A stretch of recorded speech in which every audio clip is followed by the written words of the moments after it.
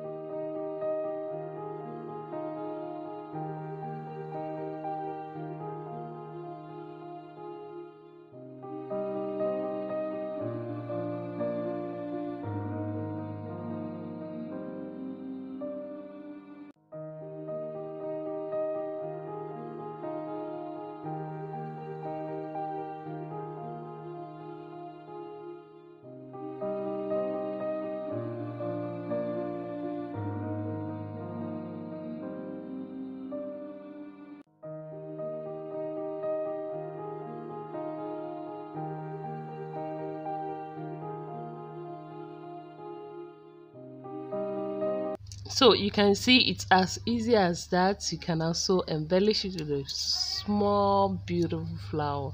So we are done with this particular one. Up next is how to form the double rose on a single strip. Okay, so stay with us and keep watching, and I hope you find this tutorial very interesting and educating at the same time. So now we'll be cutting 50 inches, more like a double of the first rows we used. So here we'll be cutting a 50 inches of the crinoline, and of course we'll always seal up the hems of the crinoline so to avoid losing in the future. So when you're done with that, all you need to do is get your needle and thread, fix it up, and you give it a stitch. And as you stitch, you squeeze, you stitch, you squeeze. So stay with us as we do this.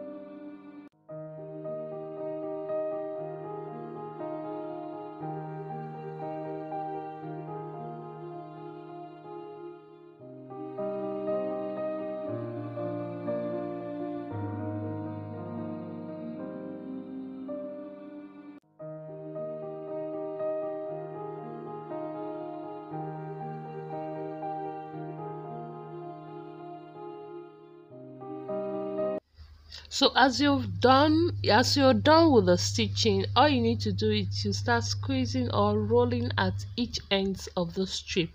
At one end you form a rose, at the other end you also form a rose, and you can use your U-gum or your any of your adhesive. You can use even a candle gum glue to glue up as you're forming the roses. So you can as well use your needle and thread to stitch up as you form the roses, and when you're done it serves as an embellishment for your fascinator. And you can even use it as a single fascinator by just attaching it on a head clip, and you rock your little fascinator.